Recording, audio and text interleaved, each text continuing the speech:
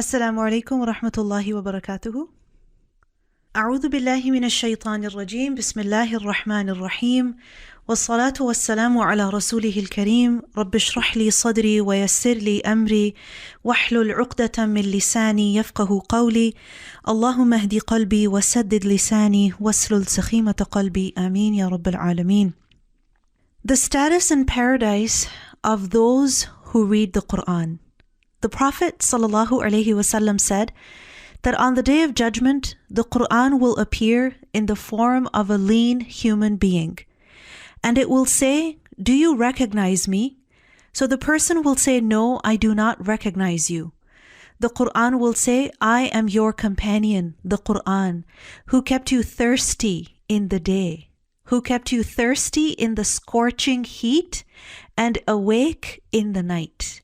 Meaning, even though it was so hot, you still recited the Quran and you got thirsty, and there were times when you were fasting and you were not able to drink water, but you did that. Why? In order to recite the Quran, and you stayed awake in the night, again reciting the Quran. It will say that every trader would pursue his articles of trade. And today, instead of being with any trader, I am here for you. Meaning, people go after what they love. So the Quran will be with the person who spent time with the Quran. Then he will be given kingship in his right hand and eternity in his left hand. He will be made to wear the crown of respect and dignity. His parents will be made to wear 2 silky robes that will be more precious than the world and whatever that is in it. They will both ask, "Why have we been given this?" So they will be told, "Because of your teaching your child the Quran." Then the carrier of the Quran will be asked on the Day of Judgment to start recitation of the Quran and begin ascending the ranks of paradise and read slowly and beautifully as you did in the world. For your final grade will be the recitation of the last verse with you. And this hadith shows us that the time that we spend with the Quran, we should really do it with happiness. Yani we should really recite the Quran, listen to it with happiness, because this is an investment that we are making into ourselves.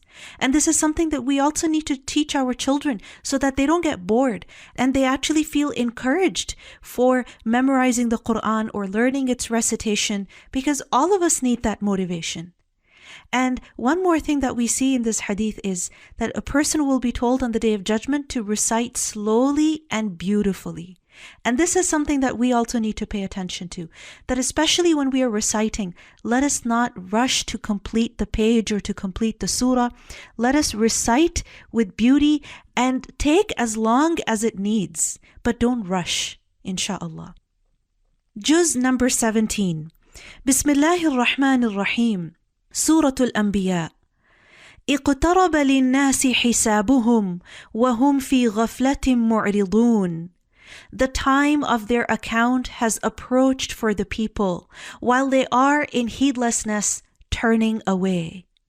Meaning the day of death, the day of judgment, is drawing near with every passing moment.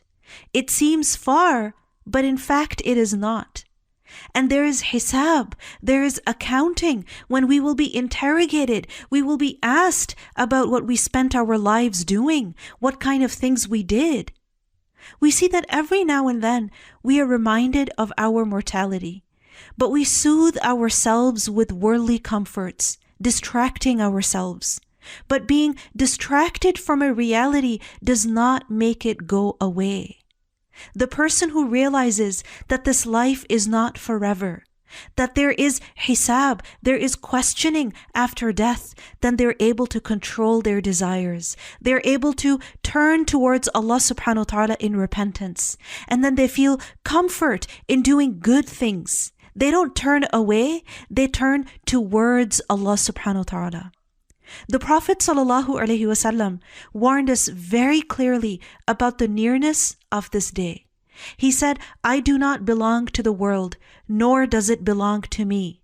I was sent while the hour is racing with me." Nastabiqu, meaning both are as if trying to get ahead of each other. This is how soon the Day of Judgment is going to occur. In another narration, he demonstrated its nearness by joining his two fingers together. Ubay ibn Ka'b radiallahu anhu said that when a third of the night had passed, the Prophet ﷺ stood up and he said, "O people, remember Allah, remember Allah. The Rajifa, convulsion, is coming, followed by the Radifa, the subsequent one." And he was referring to the tremors, the earthquakes that will happen at the Day of Judgment. Death and what it brings is coming. Death and what it brings is coming. So wake up, get up and do something. Don't sleep in your heedlessness. Don't turn away in your heedlessness. So remember, with each passing day and with each passing night, our death is drawing near and the Day of Judgment is drawing near. The countdown has already begun. And with each day, worldly life is only getting shorter. So we are drawing closer to death than to life. And this is why the Prophet ﷺ warned us about how suddenly the Day of Judgment is going to come. And he also said that Jannah is nearer to you than your shoelace, and so is the fire of hell. So don't think it's far. مَا يَأْتِيهِم مِّن ذِكْرٍ مِّن رَبِّهِم مُحْدَثٍ إِلَّا اسْتَمَعُوهُ وَهُمْ يَلْعَبُونَ. No mention comes to them anew from their Lord, except that they listen to it while they are at play. لاهية قلوبهم, with their hearts distracted, meaning they hear the Quran with distracted hearts. They listen to the Quran while they are completely inattentive. They're too busy having fun to pay attention to the Quran. And when a person does this with the Book of Allah, then they fail to benefit from it. No matter how powerful those verses may be, they will not have an impact on the heart of such a person who is distracted. Why? Because this person will fail to comprehend the meaning of those verses. They will fail to comprehend the wisdom which is contained within those verses, and then their heart is not going to move. And those who do wrong conceal their private conversation, saying, "Is this prophet except a human being like you? So would you approach magic while you are aware of it?" So we see this is how the people of Makkah would dismiss the Prophet ﷺ by saying things like, "Oh, he's only a human being, so are you really going to follow him?" And they would dismiss the impact of the Quran by calling it magic. So instead of paying attention to its message, they would think of ways to thwart its effect. So the response of the Prophet ﷺ to such lies, to such rejection, to such baseless criticism, what should it be? The Prophet said, "My Lord knows whatever is said throughout the heaven and earth, and He is As-Samir, the hearing, Al-Alim, the knowing." But they say the revelation is but a mixture of false dreams. Rather, he has invented it. Rather, he is a poet. So we see that there was not a single insult or accusation except that they smeared the Prophet ﷺ with it. They said, "So let him bring us a sign, just as the previous messengers were sent with miracles." Allah subhanahu wa ta'ala says, مَا آمَنَتْ قَبْلَهُمْ مِنْ قَرْيَةٍ أَهْلَكْنَاهَا أَفَهُمْ يُؤْمِنُونَ. Not a single city which we destroyed believed before them. So will they believe? Meaning the previous nations received miracles. They did not believe. So what makes them different now? And we sent not before you except men to whom we revealed. So ask the people of the message if you do not know. Meaning always Allah subhanahu wa ta'ala has sent human beings as prophets. So if people find that strange, they should look at Ahl al-Dhikr, the people of the previous scriptures, meaning the Jews and the Christians. Look at their scripture. What do they say? Who were the previous prophets? Were they human or something else? And in general also, we learn a very important rule from this part of the ayah, that ask the people of the message if you do not know. Meaning that when you do not know about something, then find out. Don't settle with being ignorant, with not knowing. Find out what the truth is. Find out what the answer is. Imam al-Ajuri said that the bearer of the Quran studies the Quran to discipline himself according to it. And he is not pleased with himself to perform with ignorance what Allah, the Mighty and Majestic, has obligated upon him. because He has made knowledge and comprehension His guide towards every goodness. So a person who wants to live by the Quran, then they will not settle with, questions that are not answered. They will find out. And sometimes, yes, we hesitate asking. We feel shy that people will judge us, that you don't even know this much. But it is important to ask so that we can know. And we did not make the prophets forms, meaning the prophets did not have such bodies not eating food, nor were they immortal on earth. They died and they left this world. Then we fulfilled for them the promise, and we saved them and whom we willed, and destroyed the transgressors. لَقَدْ أَنزَلْنَا إِلَيْكُمْ كِتَابًا فِيهِ ذِكْرُكُمْ أَفَلَا تَعْقِلُونَ. We have certainly sent down to you a book in which is your mention. Then will you not reason? Meaning, aren't you going to pay heed? Aren't you going to give some attention to this book which is about you? فِيهِ ذِكْرُكُمْ. And fihi dhikrukum, what this means is that the Quran mentions you, meaning it talks about you. You are the subject of the Quran. So aren't you going to take any interest in it? Subhanallah, if you find out that your name was mentioned in a news article, you will take that clipping and save it for your great-grandchildren to see. And the Quran talks about us. And we need to take interest in the Quran. The Quran, it mentions fihi dhikrukum, meaning it mentions what is good in you and what is bad in you, your strengths and your weaknesses, the good things that you do and the mistakes that you make. So if you really want to know yourself, if you really want to understand yourself, then you have to study the Quran, because the Quran is like a mirror. It helps you see yourself. It helps you understand yourself. And then fihi dhikrukum also means that it brings honor and glory to you if you follow it. And fihi dhikrukum also means that it mentions details related to your religion so that you can do what Allah subhanahu wa ta'ala has commanded you of. If you don't know, then you will be living life in ignorance. And it also mentions the things that you need to know, on which your life and success depends on. So لَقَدْ أَنزَلْنَا إِلَيْكُمْ كِتَابًا فِيهِ ذِكْرُكُمْ. And we see that in the time of the companions, especially, and the time afterwards, that there were people who were previously slave. And because of the Quran, Allah subhanahu wa ta'ala gave them so much dignity and honor. Umar radiallahu anhu said that the Prophet sallallahu alaihi wasallam said that by this book, Allah will exalt some people and degrade others. And how many a city which was unjust have we shattered and produced after it another people. Now this surah is Suratul Anbiya, the surah of the prophets. So we will see that a lot of verses are related to prophets, the tests that they faced, the difficulties that they endured at the hands of their people, and then how Allah subhanahu wa ta'ala helped them and how they responded to their nations. And when its inhabitants perceived our punishment, at once they fled from it.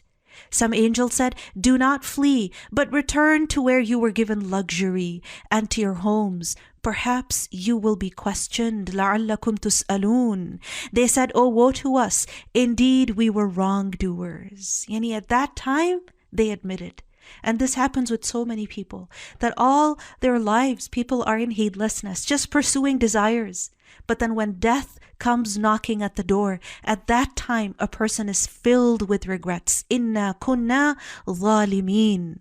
And that declaration of theirs did not cease until we made them as a harvest mowed down, extinguished like a fire. Meaning they were like a pile of ashes, not a degree of life remained in them. وَمَا خَلَقْنَا السَّمَاءَ وَالْأَرْضَ وَمَا بَيْنَهُمَا لَاعِبِينَ.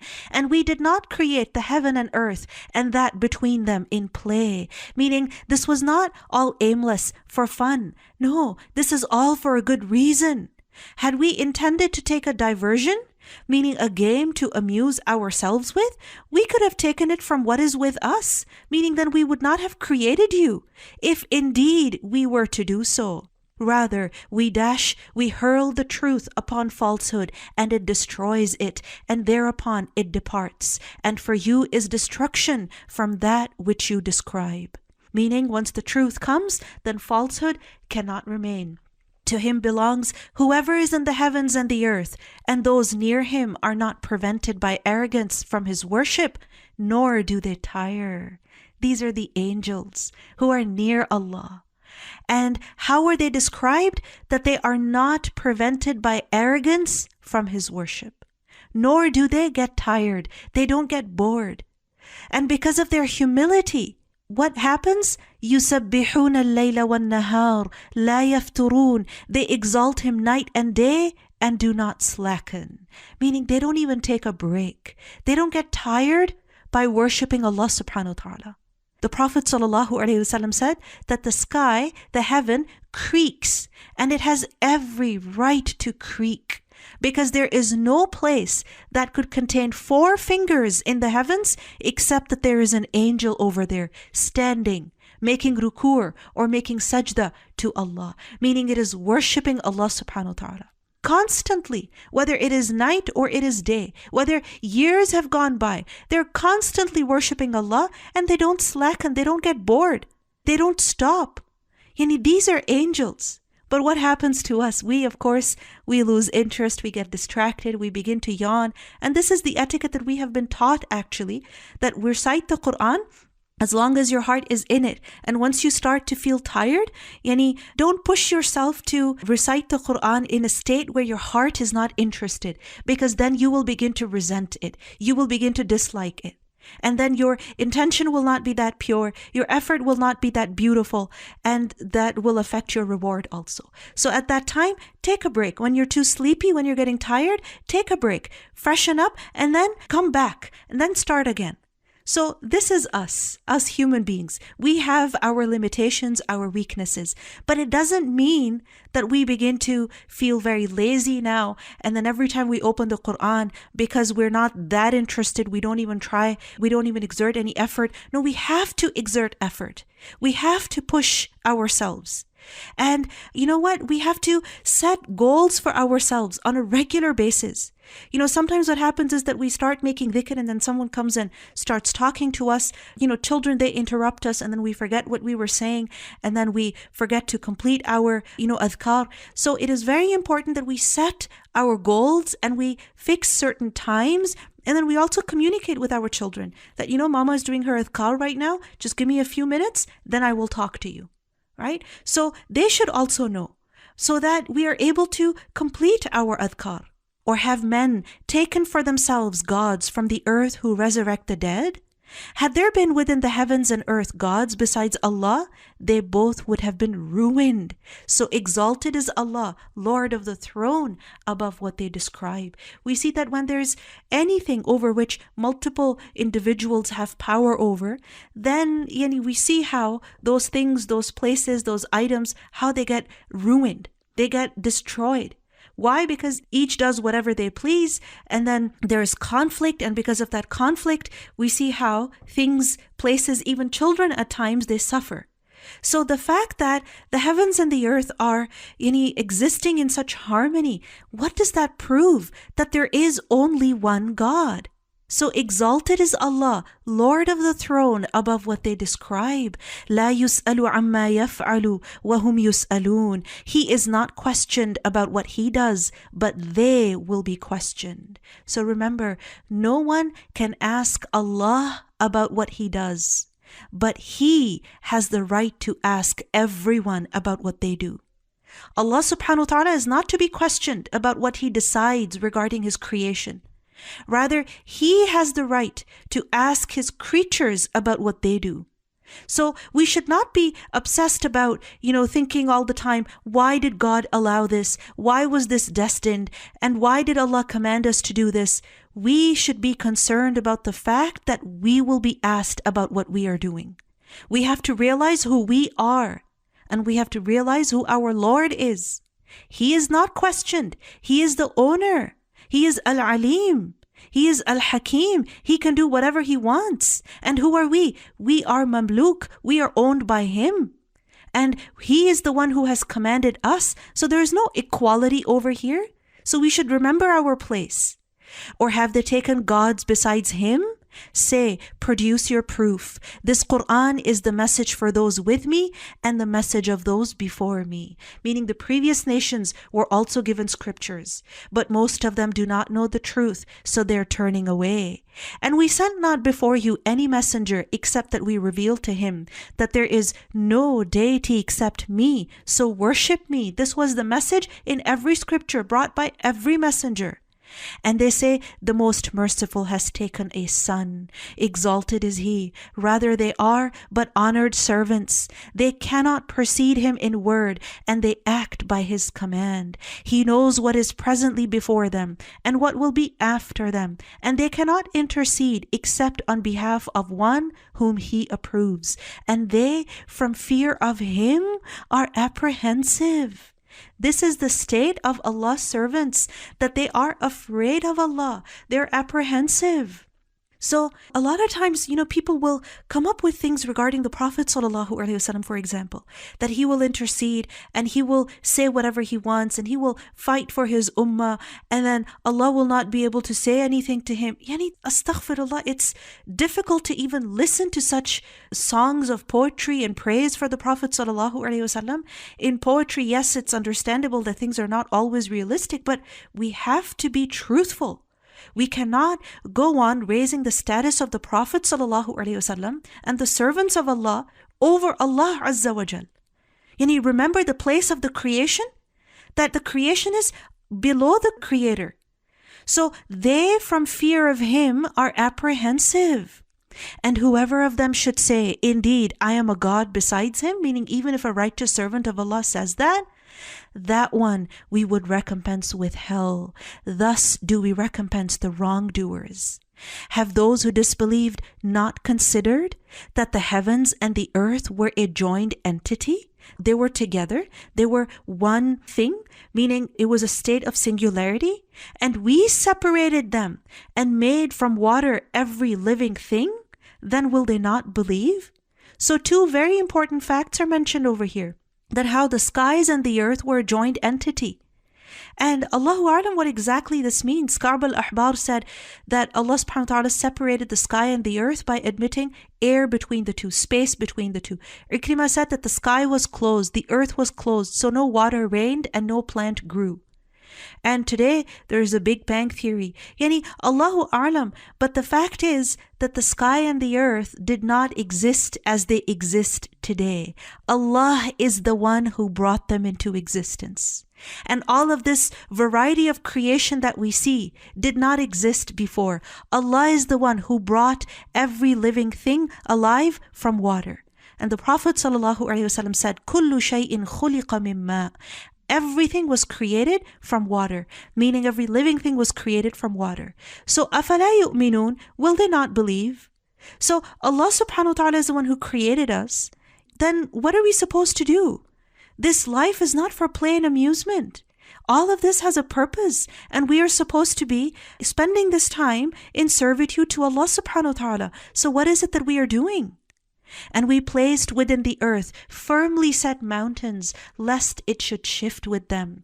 And we made therein mountain passes as roads that they might be guided, meaning natural roadways, highways through the mountains so that people can find their way and travel from place to place. And we made the sky a protected ceiling, but they from its signs are turning away. وَهُمْ عَنْ آيَاتِهَا مُعْرِضُونَ. And this shows us how important it is for us to pay attention to both types of ayat. Remember, there are two types of ayat. Ayat shar'iyya, meaning verses that Allah subhanahu wa ta'ala has revealed. The Quran, that deserves our attention. And then ayat kawniyya, the signs that Allah subhanahu wa ta'ala has placed within the creation for us to observe, to listen to understand, to pay attention to. So both of these deserve our attention. So we must learn about them, study them, reflect upon them, and if it's done with the right intention, then this is also ibadah. Sometimes what happens is that if a person is studying, for example, at school, they begin to think that it's a waste of my time. This is not a waste of time when it's done with the right intention. When you do it with the intention that I am studying Allah's creation, And it is He who created the night and the day, and the sun and the moon. All heavenly bodies in an orbit are swimming. And we did not grant to any man before you eternity, meaning on earth. So if you die, would they be eternal? So we see here that even prophets had to leave the world. Jibreel said to the Prophet ﷺ that live however long you want. You will indeed die. Love whomever you want. You will eventually leave him. So the fact is that there is no permanence in this world. There is no together forever in this life. And there is only eternity where? In the home of the hereafter, in Jannah. So the people of Mecca, they would say about the Prophet ﷺ that just wait for him to die. Very soon he's going to die, and this new religion that he's come up with is going to come to an end. So it is said, أَفَإِن مِتَّ فَهُمُ الْخَالِدُونَ. So if you die, would they be eternal? So don't wish for people to die, because even if they die, you're not living in this world forever. Every nafs, every soul will taste death, and we test you with evil and with good as trial, and to us you will be returned. So we see over here that death is certain for every nafs, every human. And in this life, Allah subhanahu wa ta'ala tests us. With what? With evil and with good. And evil and good both are a trial. And after this, we have to return to Allah subhanahu wa ta'ala. So things don't happen at random in this life. And we see that there is neither all ease in this life nor hardship. There is a blend of both. And they come, ease and hardship, they come and leave just like seasons do. Why? Why is it that things are always changing? So that the patient and the grateful are set apart from the rest. So that we are tested through things that we like and also things that we don't like. So that we remember that good things in this life are not going to last forever. This life is not everything. There is something better that awaits us. Because you see, when we go through some difficulty, some pain in life, what does it do? It ruins worldly pleasure. And then that allows you to think about the home of the hereafter. And then you're like, okay, you're more inclined to performing more righteous deeds. You're more inclined to giving sadaqah. That same money that you were so attached to before, because you went through hardship, now you're so eagerly, you're willing to spend it in good causes. And when those who disbelieve see you, they take you not except in ridicule, saying, is this the one who insults your gods? And they are, at the mention of the most merciful, disbelievers. Subhanallah. You see, the people of Makkah, they loved their idols. They had way too much respect for their idols. So if the Prophet ﷺ said that La ilaha illallah, there is no God worthy of worship except for Allah, they would take that statement as an insult. That this is an insult to our gods. However, when Allah subhanahu wa ta'ala was described as Ar-Rahman, the entirely merciful, the extremely merciful, they would reject that. So it is mentioned over here that they have so much tolerance for multiple gods, but when it comes to the beautiful descriptions of Allah subhanahu wa ta'ala, they cannot tolerate that. They cannot accept that. And this is the reason why when Bismillahir Rahmanir Rahim was written in Sulh Hudaybiyah, in the treaty, they had that removed because they wouldn't accept it. خُلِقَ الْإِنسَانُ مِنْ عَجَلٍ. Man was created of haste. And this is the reason why, as human beings, we get anxious. We get impatient and worried.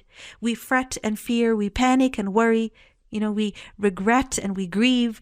And because of all of this, we fail to exist in the present. You see, because of our hastiness, we either dwell in our past or in our future. We're always thinking about what happened before, it might happen again. And so, because it might happen again, that fear causes us to become extremely anxious. So it is said here, I will show you my signs, so do not impatiently urge me. So we see that even though we are naturally predisposed towards being anxious and hasty, we're still able to manage and control this hastiness. Because if it was not possible, then Allah subhanahu wa ta'ala would not have commanded us, La tastarjilun, do not impatiently urge me. So how is it that we can manage this ujla, this hastiness, that we practice focusing on the present, the now, that we take things one day at a time? Because if we keep thinking about everything that happened in the past and then everything that might happen in the future, we would get overwhelmed, and that would really cause us to panic. So take it one day at a time, one task at a time. Bring yourself back to the moment. Bring yourself back to the task at hand. And you see, when we become anxious, that is when we become hasty. We make quick decisions which are sometimes detrimental and we regret later on. So be more mindful of the present. Practice mindfulness. سأريكم آياتي فلا تستعجلون. And we see that calmness, which is the opposite of ujala, this is also in our fitrah, meaning this is also something that Allah subhanahu wa ta'ala has created us upon. We're not only predisposed to being hasty and impatient and anxious, we also have the capacity to be calm. So we learn in a hadith that once a certain delegation came to the Prophet ﷺ, and as soon as they arrived, everybody, as they were, they just jumped to be with the Prophet ﷺ, and they began kissing his hands and, embracing him, etc. And then finally, one of the men, he came later because first he went to his luggage, he changed his clothes because they had just arrived after a journey, he changed his clothes, he washed up, and then he came to the Prophet ﷺ and he met him. And the Prophet ﷺ said to him that you have two qualities that Allah subhanahu wa ta'ala likes, gentleness and deliberation. So he asked, have I acquired them or has Allah subhanahu wa ta'ala created them in my nature? The Prophet ﷺ said, no, Allah has created them in you. So he said, Alhamdulillah, that Allah has created these abilities in me or these characteristics in me. So yes, some people, they are more calm, and other people have to make themselves calm, right? But they are able to. It is possible to keep yourself calm in the face of anxiety or in the face of challenges. And it is important that we don't allow our hastiness to drive us, to lead us, because then we will suffer. وَيَقُولُونَ مَتَى هَذَا الْوَعْدُ إِن كُنْتُمْ صَادِقِينَ. And they say, when is this promise if you should be truthful? If those who disbelieved but knew the time when they will not avert the fire from their faces or from their backs, and they will not be aided.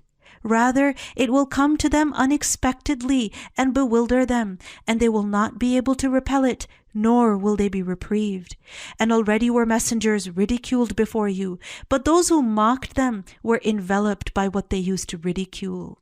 Say, who can protect you at night or by day from the Most Merciful? But they are from the remembrance of their Lord turning away. Notice how the night is mentioned before the day. Who can protect you at night or by day? Why is the night mentioned first? Because if you think about it, night is the default, right? There's darkness, and light is because of the rising of the sun. So night is the default, and then the day comes and leaves. And then also in the context, if you think about it, the night is more scarier than the day.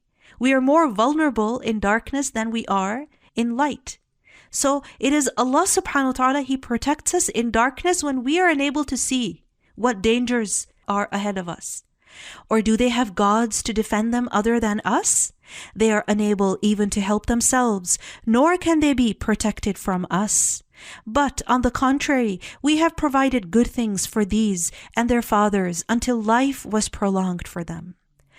Because typically what happens is that when people get wealth and good things in this life, generation after generation, then they stop worrying about their deeds, about their actions, because they don't need to worry about anything. So they feel that their good times will never end, and they're very satisfied with their circumstances. So they're not concerned anymore about pleasing Allah subhanahu wa ta'ala. So when people experience blessings for a long time, then what happens is that majority of the people, they get deceived. Whereas in reality, it is a test. Then do they not see that we set upon the land, reducing it from its borders? So it is they who will overcome? At the time of the Prophet ﷺ, it happened with the mushrikeen that politically, over time, they were losing their freedom. So don't they see that they're losing control of the land? Say, I only warn you by revelation, but the deaf do not hear the call when they are warned. And if as much as a whiff of the punishment of your Lord should touch them, they would surely say, Oh, woe to us! Indeed, we have been wrongdoers. And we place the scales of justice for the day of resurrection. Meaning on the day of judgment, Allah subhanahu wa ta'ala will set up the scale in which our deeds will be weighed. And this is something that we have to believe in. This is part of our faith. This is part of Iman bil Akhirah. So no soul will be treated unjustly at all. Why? Because وَالْوَزْنُ يَوْمَئِذٍ الْحَقِّ. And if there is even the weight of a mustard seed, we will bring it forth. Because that scale is very sensitive. It is very just. It is very fair. So if there is something that is equal to the weight of a mustard seed, even that will be brought. And sufficient are we as accountant. So the scale is basically a formality. Allah subhanahu wa ta'ala is not in need of it. He is just without even using the scale. But the scale, the wazn, will be used on the Day of Judgment to establish justice, to prove to people that no injustice has been done to you. And this is the reason why we have to pay attention to the little things as well. Earlier I had mentioned to you how La ilaha illallah, Allahu Akbar, Subhanallah, Alhamdulillah. These are words which are heavy in the scale. The dhikr of Allah, which we don't really pay much attention to, is very heavy in the scale. So we have to make sure that during the day, during the night, we keep our tongue busy with the dhikr of Allah. That our tongue should not just be busy talking to people. And especially now that everybody's home, all of our time and our energy should not just go in just talking to each other. Yes, there should be time talking to one another, but there should also be time spent in making dhikr, remembering Allah subhanahu wa ta'ala, because these words will be very, very heavy in the scale. And then it is said that there will be no injustice at all. No injustice whatsoever. So we learned that on the Day of Judgment, a person will be brought and his records, which will be in the form of 99 registers, they will be placed on one side of the scale. And these records will be so huge and they'll be filled with deeds. And this person, he will be asked that, do you deny any of this? Meaning any of the sins that are mentioned over here, that are recorded in these books. Do you deny any of that? And he will say no. He will be asked, did my angels wrong you? Were they unfair to you? Did they write something that you did not do? No. Do you have any excuse? No, I don't have any excuse. So the person will think that I'm done because all of my deeds are being weighed against me. And then a small card will be placed on the other side of the scale. And that card will have on it, Ashhadu an la ilaha illallah wa anna Muhammadan abduhu wa rasuluh. And because of that card, the scale will tip. Subhanallah, the scale will tip, meaning this is the value, the weight of the kalima, La ilaha illallah. To believe is not something small. وَلَقَدْ آتَيْنَا مُوسَى وَهَارُونَ الْفُرْقَانِ. And we had already given Musa and Harun the criterion, the Torah, which was a light and a reminder for the righteous, who fear their Lord unseen, while they are of the hour apprehensive. And this Quran is a blessed message, dhikrun mubarakun, which we have sent down. Then are you with it unacquainted? Really? Are you unfamiliar with the book of Allah? This book which is Mubarak, which is full of barakah. And remember, barakah is increase and permanence and growth. So this book is not like any other book. Its benefit is endless. It is ever increasing. You see, in different times, in different places, people have benefited from the Quran in so many different ways. They have benefited spiritually, materially, financially, in their ibadah, in their relationship with Allah subhanahu wa ta'ala, in their rizq, in their families, because of this Quran. So, أَفَأَنْتُمْ لَهُ مُنْكِرُونَ? Are you going to turn away from this? Are you going to remain unacquainted and unfamiliar with the book of Allah? So don't be like that. Don't deprive yourself. Take it happily, lovingly, and increase in your blessings by spending more time with the book of Allah. And we had certainly given Ibrahim his sound judgment before, and we were of him well knowing. When he said to his father and his people, what are these statues to which you are devoted? They said, we found our fathers worshippers of them. And we see that when it comes to idolatry, this is really the only proof that it is tradition. He said, you were certainly, you and your fathers, in manifest error. They said, have you come to us with truth, or are you of those who jest? He said, no, rather your Lord is the Lord of the heavens and the earth, who created them, and I to that am of those who testify. So I'm not joking around over here, I'm serious. And I swear by Allah, I will surely plan against your idols after you have turned and gone away. So he made them into fragments, except a large one among them, that they might return to it. They said, who has done this to our gods? Indeed, he is of the wrongdoers. They said, we heard a young man mention them who is called Ibrahim. They said, then bring him before the eyes of the people, that they may testify. They said, have you done this to our gods, O Ibrahim? He said, rather, this, the largest of them, did it. So ask them if they should be able to speak. So he did this, meaning he broke their idols. This was a very drastic measure, but he did this to make them realize, to make them understand, so that they would think. And then when he said that ask them, meaning the idols, who broke them, perhaps it was the largest of them, yani ask them if they can speak, they will be able to tell you. So they returned to blaming themselves and said to each other, indeed, you are the wrongdoers. You are at fault. Ibrahim is right. These idols neither speak nor are they able to defend themselves. So they got it. They understood what Ibrahim a.s. was showing them. But then they reversed themselves, saying, you have already known that these do not speak. They admitted the inability of their idols to speak. He said, then do you worship instead of Allah that which does not benefit you at all nor harm you? Oof to you, and to what you worship instead of Allah. What are you doing? Then will you not use reason? They said, burn him and support your gods if you are to act. قُلْنَا يَا نَارُ كُونِي بَرْدًا وَسَلَامًا عَلَى إِبْرَاهِيمَ. Allah said, O fire, be coolness and safety upon Ibrahim. Subhanallah. They refused to accept the truth even after seeing it. Even after admitting in their hearts, they refused to accept it. And then what did they do? They decided to burn Ibrahim a.s. Just finish him completely. Kill him alive. And they plotted. They built a huge fire. But their plot, remember, was still in Allah subhanahu wa ta'ala's control. Remember, if the fire burns, it burns by the law of Allah, by the permission of Allah. And Allah subhanahu wa ta'ala can change that any moment, any time, for whoever that He wants. This is why He said, Bardan wa salaman ala Ibrahim. Be coolness and salam. Meaning be coolness and safety. Because cold can freeze, right? And it can literally kill a person. Frostbite, etc. It can kill a person. So the fire was not just cold. It was also security. It was also safety. And then, ala Ibrahim, it was only for Ibrahim a.s., not for the rest of the people. Otherwise, the nature of fire would be changed until the day of judgment.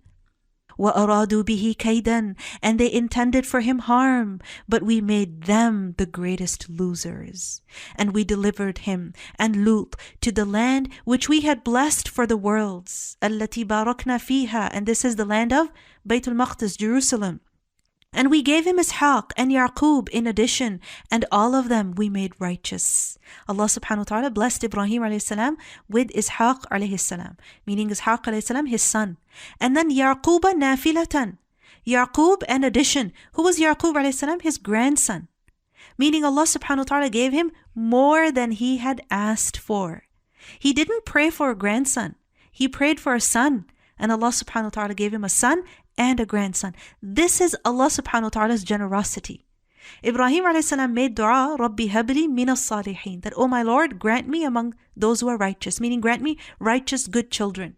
And Allah subhanahu wa ta'ala gave him sons and grandsons. Yani, what a blessing. This is how Allah is. You take one step, Allah will give you even more than what you imagined. And we made them leaders, guiding by our command. And we inspired to them the doing of good deeds, establishment of prayer, and giving of zakat. And they were worshippers of us. So we see that among his children, there were many righteous worshippers. And to Lut, we gave judgment and knowledge. And we saved him from the city that was committing wicked deeds. Indeed, they were a people of evil, defiantly disobedient. And we admitted him into our mercy. Indeed, he was of the righteous. Lut alayhi salam was salih. And his nation, his people, they used to ta'malul khaba'is. They used to commit wicked deeds. What a contrast. وَنُوحًا, and mention Nuh when he called to Allah before that time. So we responded to him and saved him and his family from the great distress. min al-karb al-azim. And what was this karb al-azim that Nuh alayhi salam was faced with? This is of course referring to the long time that he spent calling people to the worship of Allah subhanahu wa ta'ala only.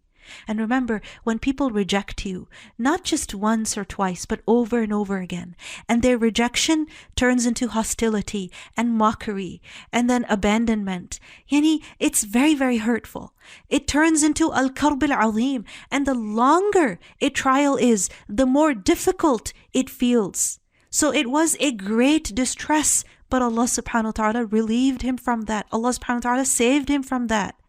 And it is said that al-karb al-azim can also refer to the flood, the drowning, because that certainly is very, very distressful. And we saved him from the people who denied our signs. Indeed, they were a people of evil, so we drowned them all together. And mentioned Dawood and Sulaiman when they judged concerning the field. What was this incident? This was when the sheep of a people overran it at night. So it is said that there were two neighbors. One was a shepherd and the other was a farmer. So in the nighttime, the sheep of the shepherd ran into the field of the farmer. And you can imagine if sheep become loose in a farm, in a garden, what's going to happen to it? So they completely destroyed it. So what happened? These two people came for justice to Dawood alayhi salam, and we were witness to their judgment. And we gave understanding of the case to Sulaiman alayhi salam. Dawood alayhi salam ruled that the owner of the field, the farmer, should keep the sheep. Okay? And Sulaiman alayhi salam said that no, the owner of the field should be given the sheep to benefit from until the shepherd tends to the field and restores it. And once the field, the farm has been restored, then the flock should be returned to him. Then each owner should take back his property. What a beautiful decision. So Sulaiman alayhi salam, he was given understanding of this case. And sometimes it happens, you face such questions or such situations which are very difficult to comprehend. You don't understand how to solve that issue. And then you talk to different people, you take their suggestions, and you make dua, and then eventually, alhamdulillah, you come to a good decision. So remember, good fahm, good understanding of a matter, this is from Allah subhanahu wa ta'ala. Because it is said, فَفَهَّمْنَاهَا سُلَيْمَانَ. We gave understanding to Sulaiman alayhi salam. So whenever you're struggling to understand something, ask Allah subhanahu wa ta'ala that, Ya mufahhima Sulaymana, fahimni. That, oh Allah, you gave comprehension to Sulaiman, you give me comprehension as well. You give me good decision and good judgment as well. And then it is said, وَكُلًّا آتَيْنَا حُكْمًا وَعِلْمًا. And to each of them we gave judgment and knowledge, and we subjected the mountains to exalt us along with Dawood and also the birds, and we were doing that. So we see here that even though Sulaiman alayhi salam was the son, he was younger. And Allah subhanahu wa ta'ala gave him understanding in that situation. So sometimes it is possible that people who are younger than you are able to suggest what is better. People who may have less life experience than you, less knowledge than you, and you might just not pay any attention to them, but it is worth listening to them.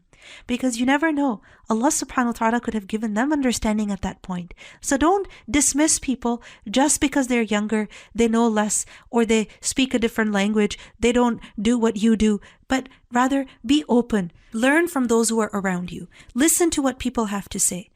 And then we see that Dawood alayhi salam, even though his understanding at this time was not the best, he is not condemned over here. Why? Because when a judge makes a judgment based on his knowledge and best ability, he is still rewarded. Even if that judgment, even if that ruling ended up to be wrong. But he is still rewarded for his sincerity and his effort. But if a person makes the right decision, the conclusion is good, then remember there is double reward. double reward. And if a person is lazy and with ignorance, they give a wrong ruling, then for that, of course, is sin. So we have to be very, very careful. And we taught him the fashioning of coats of armor to protect you from your enemy in battle. فَهَلْ أَنْتُمْ شَاكِرُونَ? So will you then be grateful?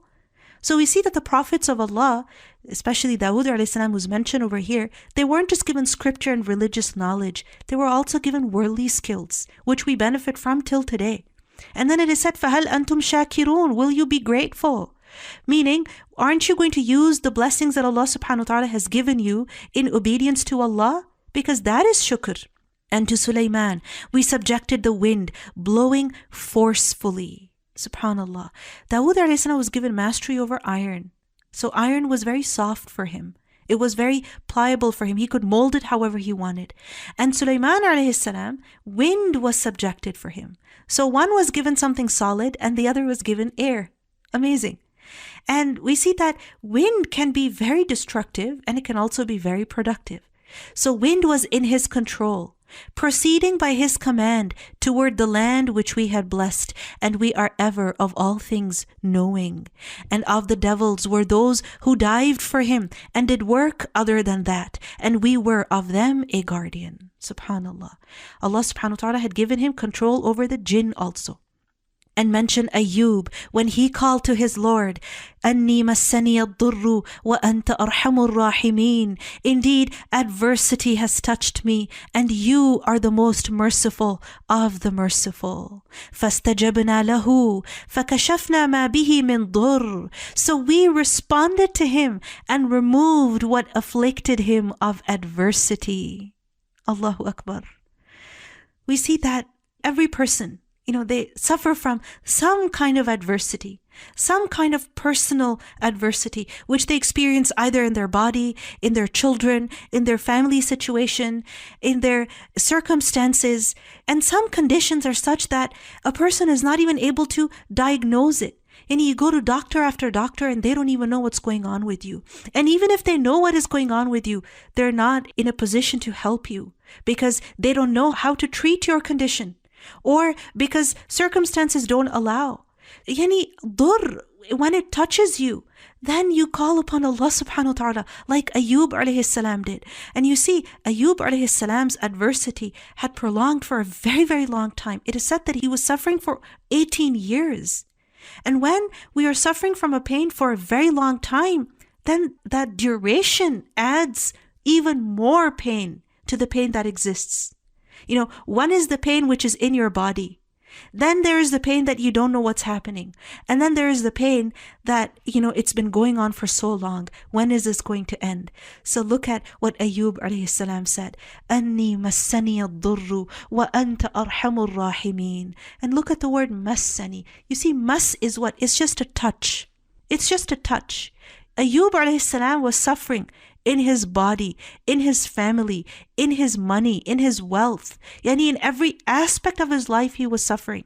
Yet he called all of that suffering, what? Just a mas, just a touch. It's all about perspective, right? That has Allah subhanahu wa ta'ala only given you difficulty, or with that difficulty has He also given you something else? So we need to remember that we should not blow things out of proportion. We have a headache and we pretend like we are going to die. Subhanallah, we're fasting and we think like we cannot do anything else. So see things in their proper size. Don't blow things out of proportion. And always remember that inna ma'al usri yusra, inna ma'al usri yusra. With difficulty is ease, with the same difficulty is another ease. So yes, there is dur, but there is also blessing that Allah has given. And whatever it is that you focus on is what will grow. So look at how he describes his condition, that adversity has just touched me. It has not overtaken me. It has not destroyed me. It has not overwhelmed me. Because Allah, you have also blessed me with so much. You can see the patience here and the gratitude over here. وَأَنْتَ أَرْحَمُ الرَّاحِمِينَ. And look at how he is calling upon Allah, that Ya Allah, you are the most merciful of those who show mercy. So we responded to him. and we removed what afflicted him of adversity. It had been so long, 18 years, and Allah subhanahu wa ta'ala removed all of that. And we gave him back his family and the like thereof with them as mercy from us and a reminder for the worshippers of Allah. وَذِكْرَى لِلْعَابِدِينَ. What is the lesson? That Allah subhanahu wa ta'ala tests his servants however that he wants. لا يسأل عما يفعل وهم يسألون. Allah is not questioned about what he does, what he decides. We are going to be questioned about what we do, how we respond. So the first lesson is that it is up to Allah. It is his decision. It is his will to test his servants however that he wants. And then when we are going through some difficulty, it is important that we must not hate ourselves, nor should we judge people who are going through difficulty. Because you see, Ayub alayhi salam, he was a prophet of Allah. He was an abid. He was a worshipper. He was a good servant, a modeled servant. Yet Allah subhanahu wa ta'ala tested him. So sometimes what happens is that when a person is going through trial, they think that, you know what, I must be very, very evil. I must be very, very bad. So God hates me. Or people wonder, why does God hate me? Because in general, when we are going through some difficulty, we do think that this is because of our sins, and this is something that we have been taught. It is true that trials affect us because of our sins, but those who worship Allah, the abideen, then remember, for them, trials are not a punishment. Trials are only a means of purification and growth and increase in reward and further submission to Allah, which raises them even higher in the sight of Allah subhanahu wa ta'ala. So no matter what you're going through, don't hate yourself and don't let anyone tell you that God hates you. No, this is an opportunity for you to focus on your ibadah.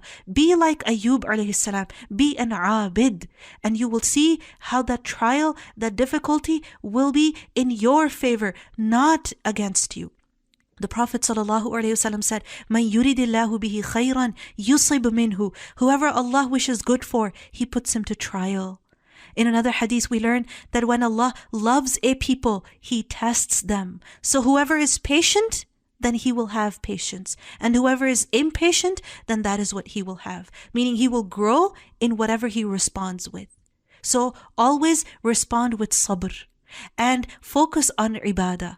And then you will see that the trial will not be a punishment for you. It will be a purification, a growth, a means of increase for you, insha'Allah.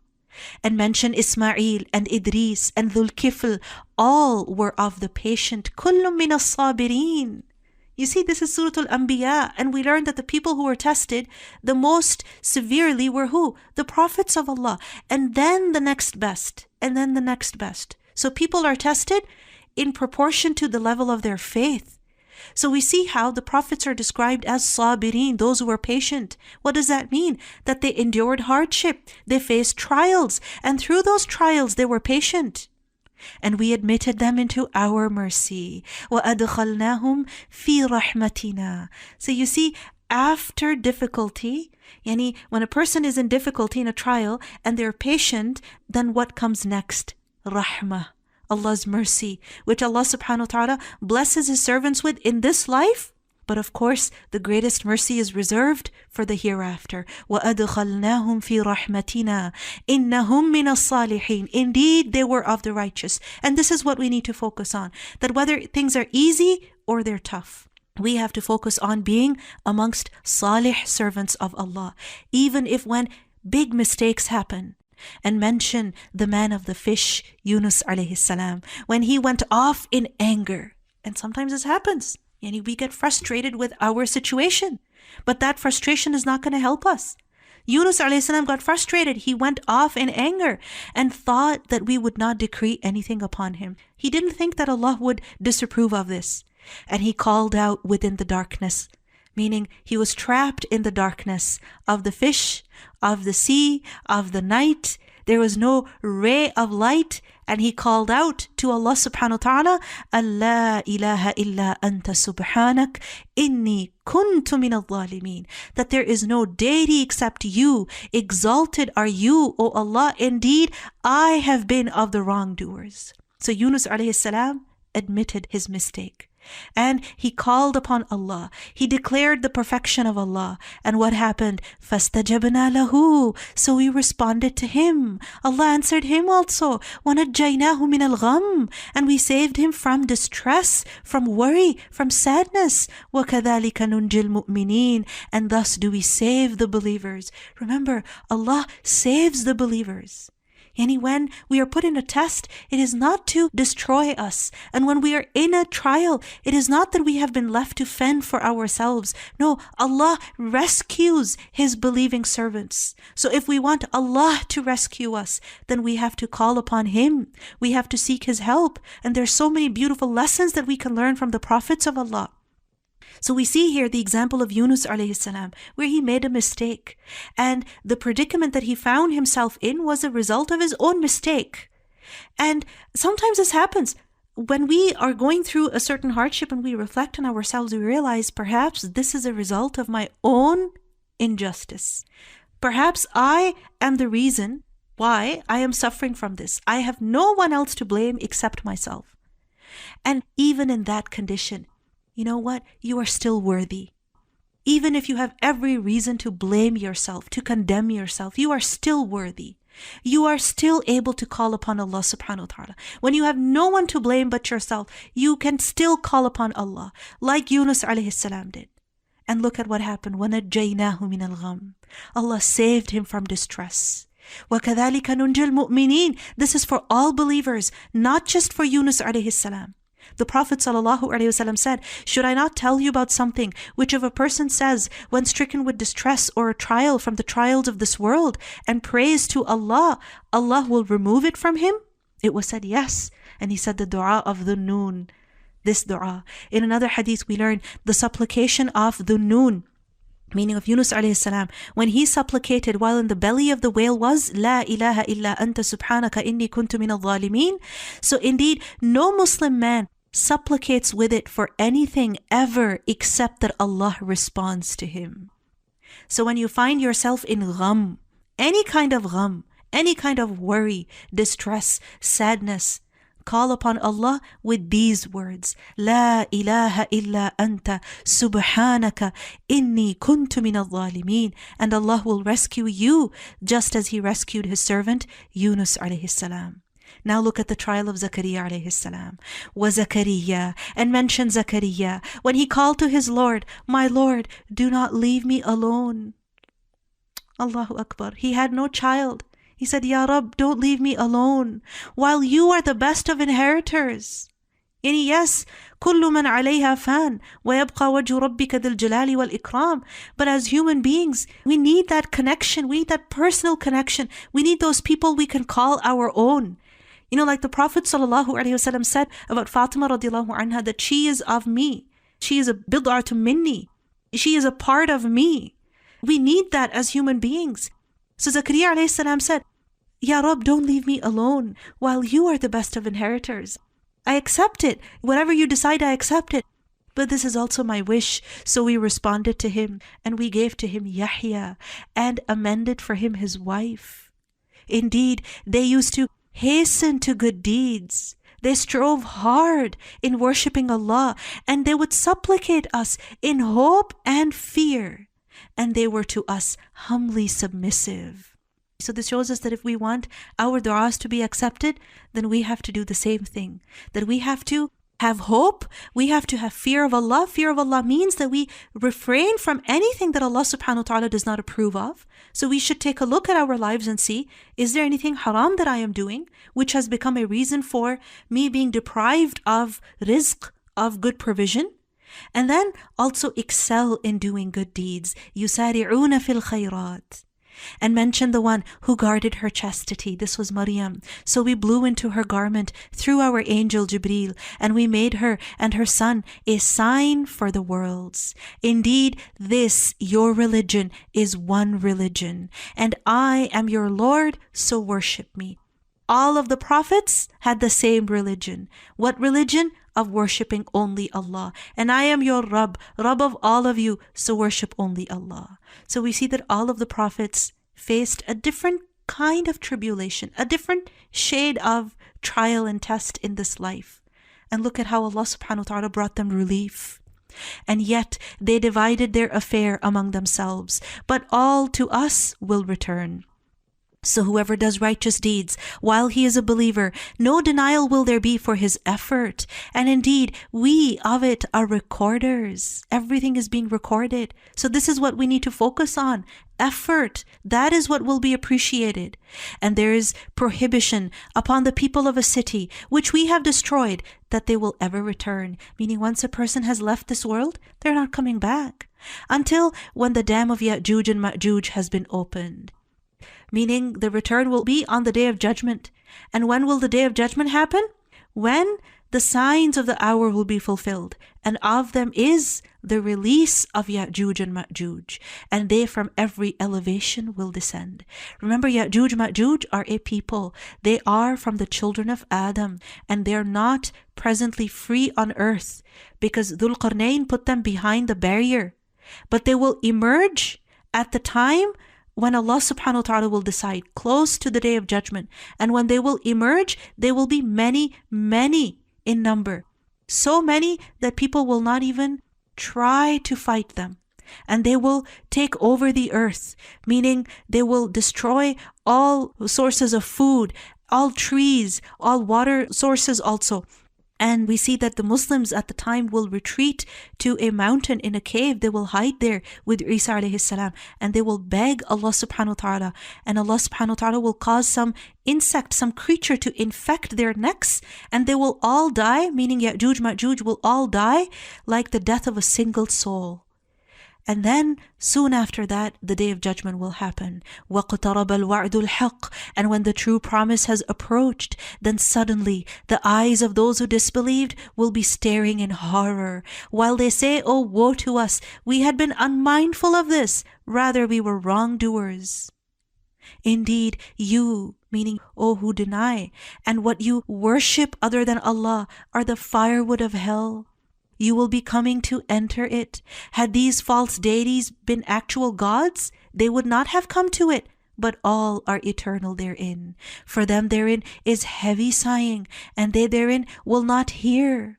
It's so noisy in hellfire. Their own screams and shouts will be so loud they will not be able to hear anything. So we see here that in hell, both the mushrikeen, the people who associated partners with Allah, and the beings that they worship besides Allah, both will be in hell, meaning the idols that they worshipped. So then the people of Makkah, they mocked that, "Oh, Isa is worshipped besides Allah. Are you saying that he will also be in there?" It is said, "Indeed, those for whom the best reward has proceeded from us, they are from it far removed. They will not hear its sound while they are in that which their souls desire, abiding eternally. لا يحزنهم الفزع الأكبر. They will not be grieved by the greatest terror. And that will be when the resurrection will occur. As people will be rising from their graves, Allah subhanahu wa ta'ala will grant His righteous servants calmness at that time. Or it is the time when the people of hell will be taken into hell, or the time when hell will be closed on them, or the time when death will be slaughtered. At all of these times, Allah subhanahu wa ta'ala will grant them security. وَتَتَلَقَّاهُمُ الْمَلَائِكَةُ. And the angels will meet them, welcoming them from every direction, accompanying them, saying, هَذَا يَوْمُكُمُ الَّذِي كُنْتُمْ تُوعَدُونَ. This is your day which you have been promised. So those who do good here will be welcomed there. The day when we will fold the heaven like the folding of a written sheet for the records. Subhanallah, right now, the sky is so vast, expanded, and on the Day of Judgment, all of this will be wrapped up like a scroll is wrapped up. As we began the first creation, we will repeat it. That is a promise binding upon us. Indeed, we will do it.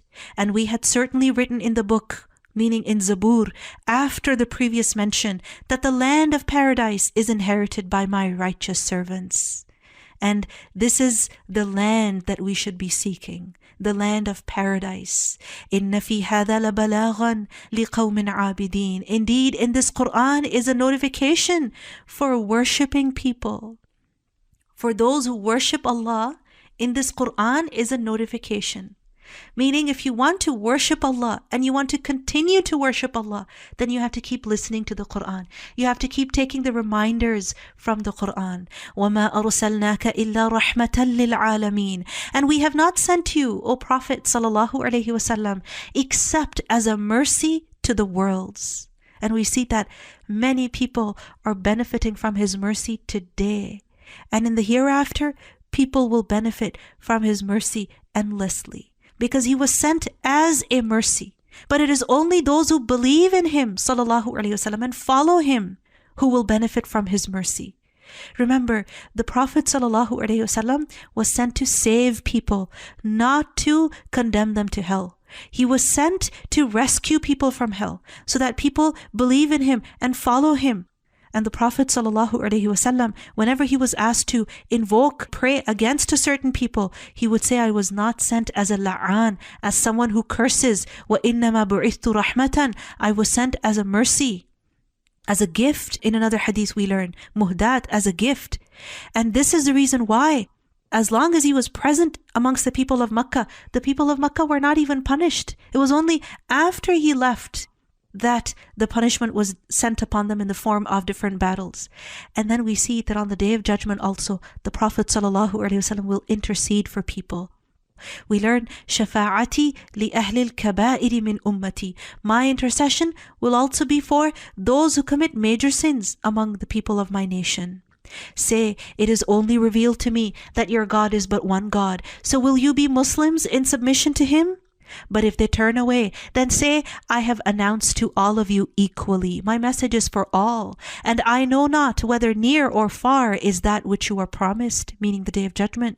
Indeed, He knows what is declared of speech, and He knows what you conceal. And I know not, perhaps it is a trial for you, and you are given enjoyment for a time.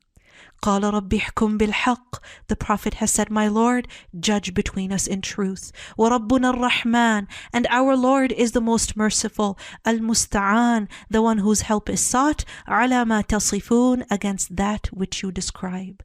So all the false accusations that the people of Makkah hurled at Him, sallallahu alaihi wasallam, all that He suffered because of them, look at this beautiful response that He was taught, that this is what you should say. Surah Al-Hajj. بسم الله الرحمن الرحيم. يا أيها الناس اتقوا ربكم إن زلزلة الساعة شيء عظيم. O mankind, fear your Lord. Indeed, the convulsion of the final hour is a terrible thing. Yes, the Day of Judgment will have a zalzalah, an earthquake, such an earthquake that will cause even those who are buried in the depths of the earth to come out. And we learn in the Quran that the earth will throw out its burdens, meaning everything that is hidden inside the earth will come out. وَإِذَا الْقُبُورُ بُعْثِرَتْ. So imagine this zalzala that will cause the earth to turn inside out. It is shay'un azim. It is a terrible thing. It is real. It is coming. On the day you see it, every nursing mother will be distracted from that child she was nursing at that moment. And every pregnant woman will abort her pregnancy, and you will see the people appearing intoxicated while they are not intoxicated, but the punishment of Allah is severe. And of the people is he who disputes about Allah without knowledge and follows every rebellious devil. This is how people go astray. It begins with arguing arrogantly, without any evidence, without any knowledge, arguing about Allah subhanahu wa ta'ala. Why did Allah say this? Why did Allah create this? Why did Allah make this? This kind of jidal about Allah without any knowledge, this is a futile jidal which doesn't help a person at all. It only makes them be arrogant, and it only turns them further away from guidance. So first we see there is ignorance, and then يَتَّبِعُ كُلَّ شَيْطَانٍ مَرِيدٍ. He follows every rebellious devil, meaning there is a following of desires. So such a person is clearly under the influence of shaitan.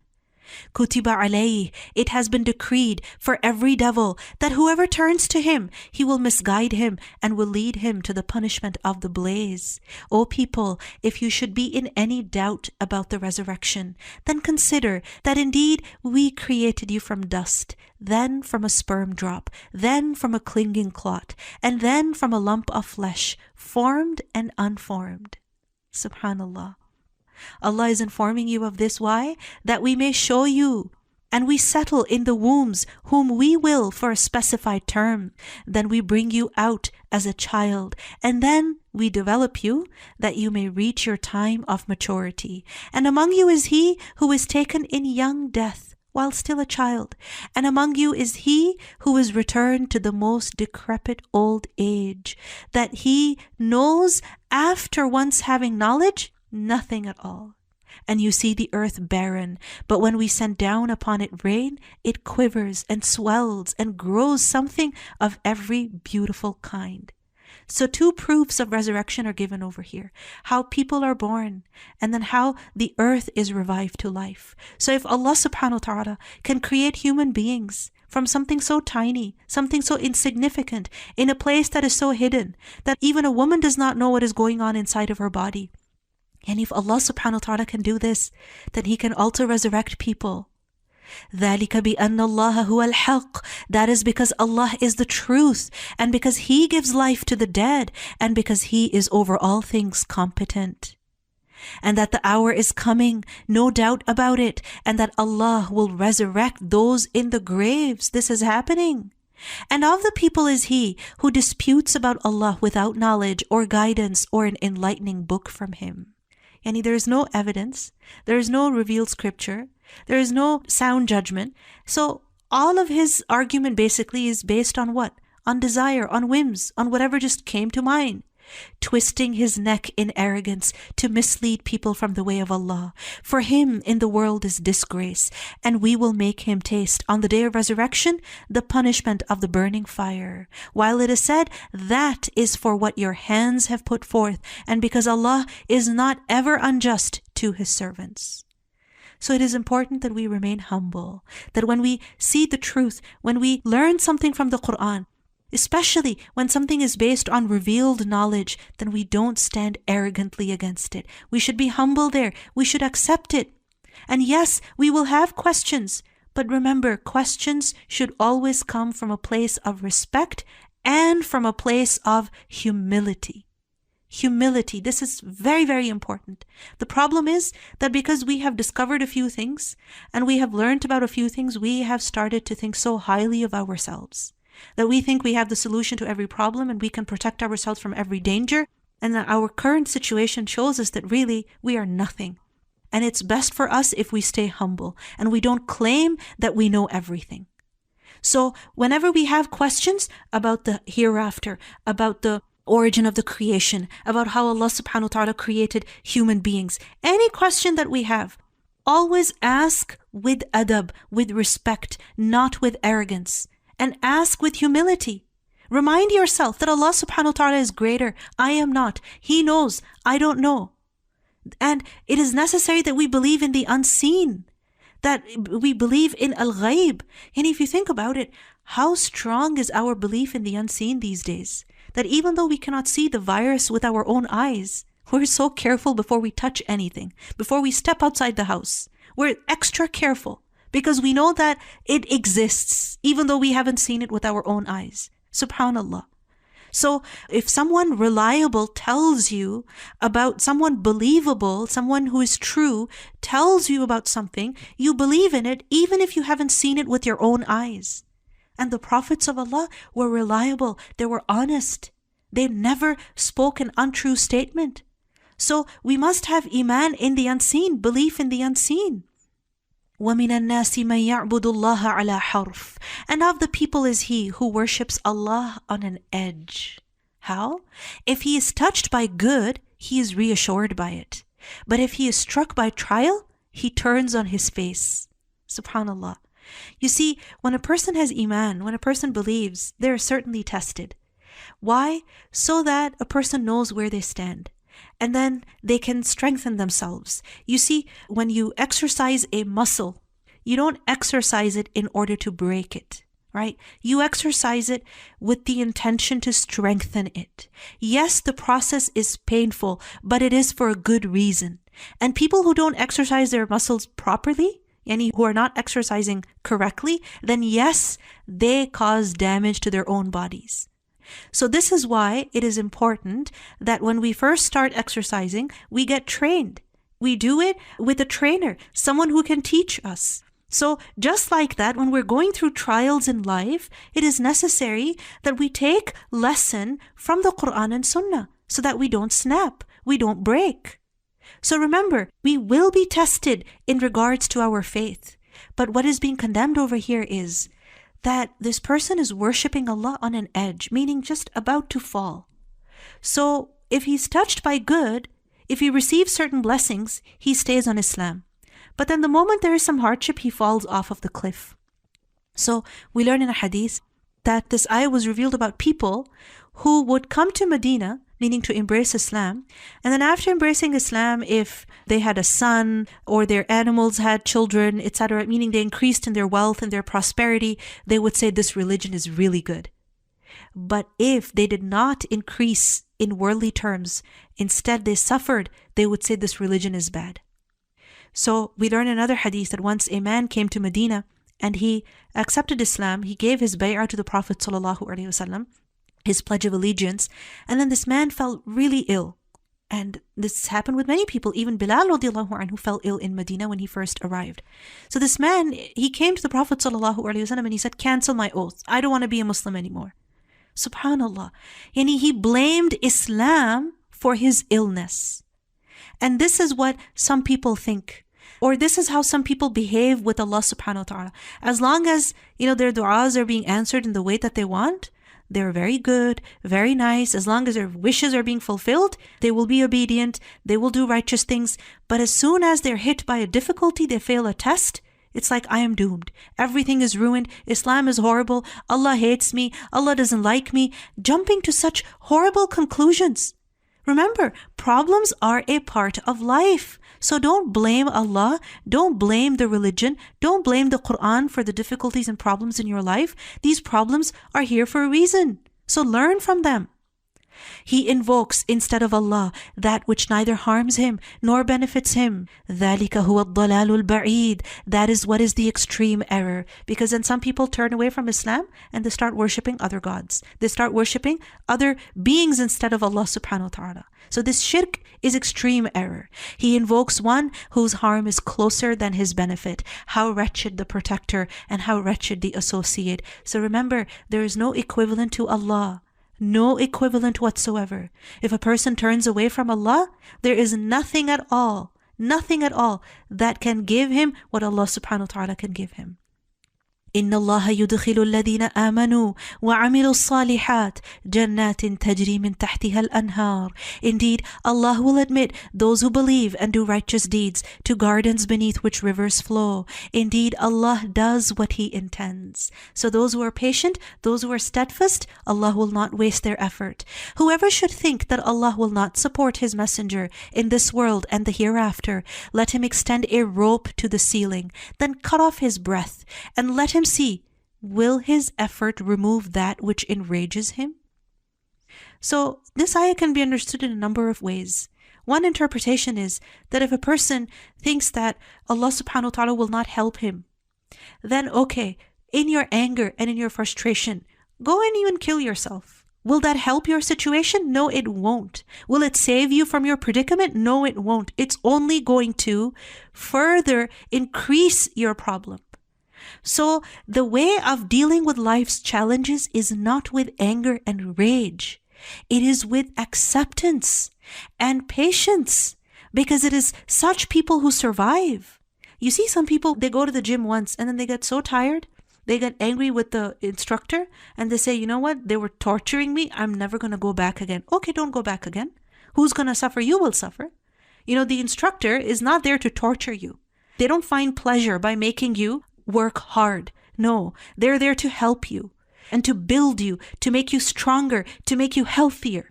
So if you don't like it, that's your problem. And only you are going to suffer. So it is very important that we take life's challenges in the same way as well. Don't resent them. Don't be upset and annoyed and irritated all the time that now it's this problem and now it's that problem and now this and now that. No, accept and be patient and see how Allah subhanahu wa ta'ala's help will come, and you will conquer one thing after the other until insha'Allah you will enter Jannah, and that is our goal. And thus have we sent the Quran down as verses of clear evidence, and because Allah guides whom He intends. Indeed, those who have believed, and those who were Jews, and the Sabians, and the Christians, and the Magians, and those who associated with Allah, Allah will judge between them on the day of resurrection. Indeed, Allah is over all things witness.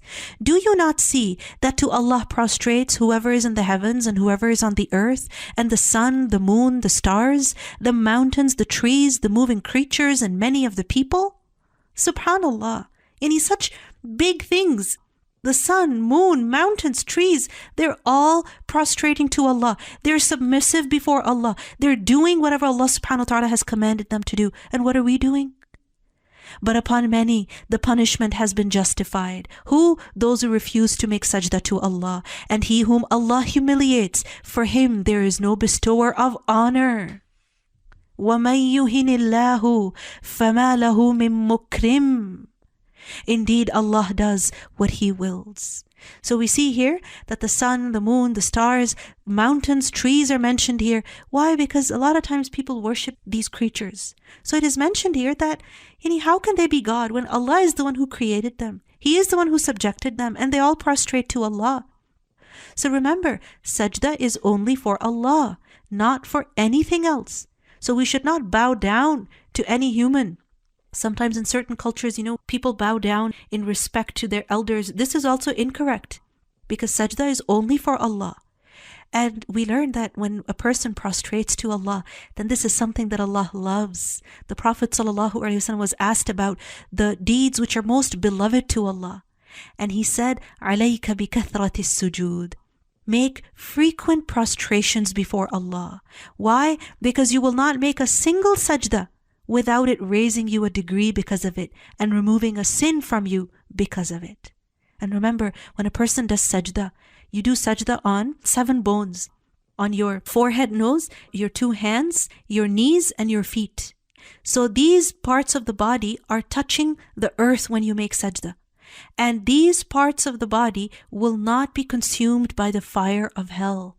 Meaning, even if a person enters hell because of some other crimes, but if a person does enter hell because of some other crimes, these parts of their body will not be burned by the fire of hell.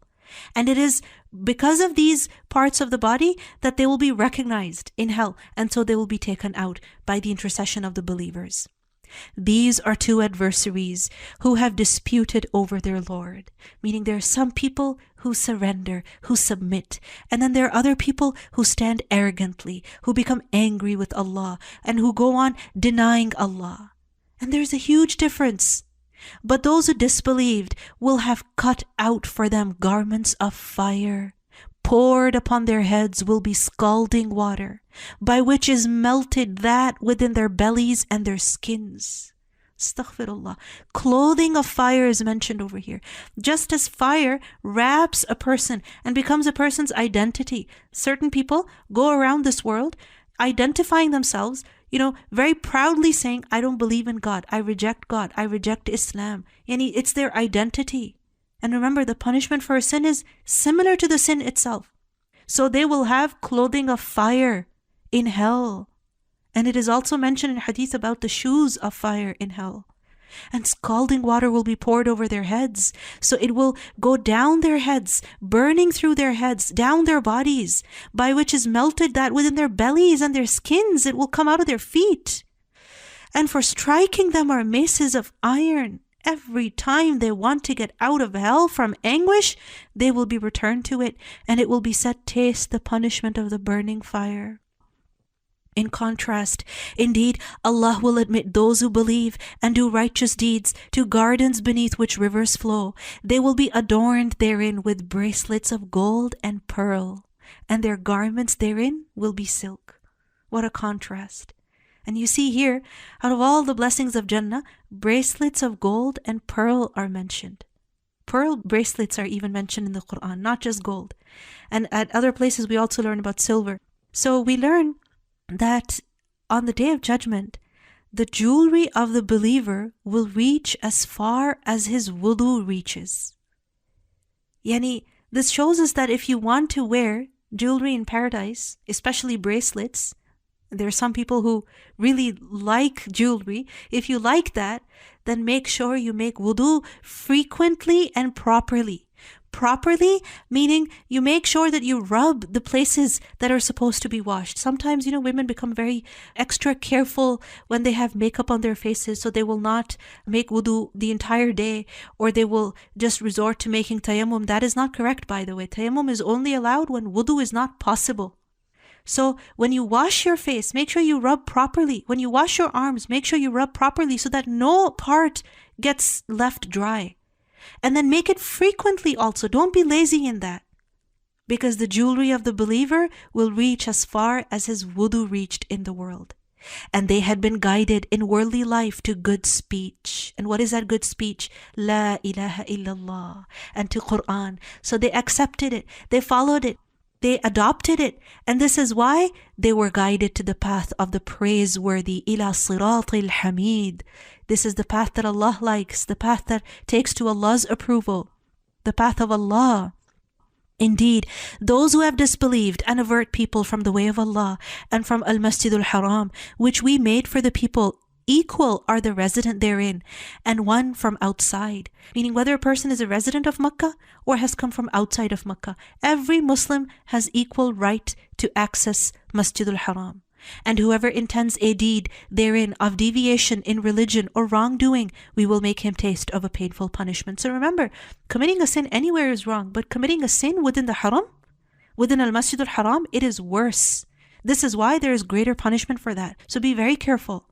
And mention when we designated for Ibrahim the site of the house, saying, do not associate anything with me, and purify my house for those who perform tawaf, and those who stand in prayer, and those who bow and prostrate. SubhanAllah, Allah subhanahu wa ta'ala chose the place where the Kaaba was to be built. And look at the message that was given to Ibrahim at that time. Don't commit shirk with me. Meaning this house of Allah is only going to be built for what purpose? For the worship of Allah alone. Not for the worship of Hassan or Hussein or anybody else. This is only for Allah. And then this house has to be clean. Clean from what? Clean from shirk. Meaning only Allah subhanahu wa ta'ala should be worshipped over there. Nobody else should be worshipped. And then this also means that this house of Allah should be clean, meaning from physical uncleanliness also. We learn in a hadith that the Prophet ﷺ said, the deeds of my people, good and bad, were presented before me, and have found the removal of something objectionable from the road among their good deeds. And the sputum, meaning the spit that a person leaves unburied, exposed in the masjid, among their evil deeds. Astaghfirullah. So be very careful. When you go to the masjid, before you get up from any place, look around yourself. Did you drop a tissue? Did you drop a few crumbs? Did you leave anything? Pick that up. وَأَذِّنْ فِي النَّاسِ بِالْحَجِّ, and proclaim to the people the Hajj pilgrimage. They will come to you on foot and on every lean camel. They will come from every distant pass, from far off places. And this is true. Ibrahim a.s. made that announcement so long ago.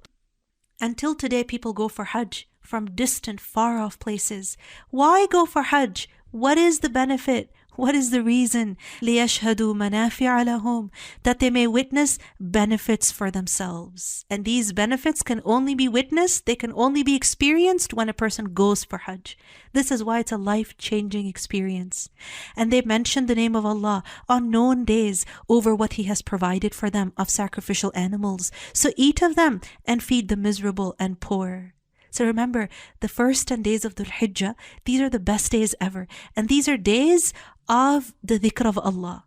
They are أفضل أيام الدنيا. They are the best days of the world.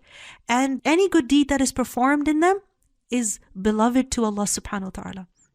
And this is why we have been advised to increase in tahleel, takbir, tahmeed. To say La ilaha illallah, to say Allahu Akbar, and to say Alhamdulillah. And you see at Hajj, when people have gathered from different places all over the world, when they worship together, being able to worship together brings about another feeling. Being able to remember Allah together brings about a different feeling. So that feeling is necessary. It strengthens you. It grounds you. Then let them end their untidiness. Because over the course of the days of Hajj, a person does get untidy. There's so much travel back and forth, and fulfill their vows and perform tawaf around the ancient house. That has been commanded, and whoever honors the sacred ordinances of Allah, meaning the rituals that Allah subhanahu wa ta'ala has assigned, the places of worship that He has designated, the times that He has chosen. So whoever respects them, honors them, it is best for him in the sight of his Lord. And permitted to you are the grazing livestock, except what is recited to you. So avoid the uncleanliness of idols and avoid false statement. Notice how shirk is mentioned and lying is mentioned right after. And we think lying is no problem at all. Astaghfirullah. And you see, idols have been called unclean over here. Avoid the uncleanliness of idols. Why? Because loving them, adoring them, worshipping them is as unclean for the heart as some filth is when it touches your body. Yani it dirties the heart. Inclining only to Allah, not associating anything with Him. So stay away from shirk. And he who associates with Allah, it is as though he had fallen from the sky and was snatched by the birds, or the wind carried him down into a remote place. Astaghfirullah. Meaning, such a person is completely destroyed.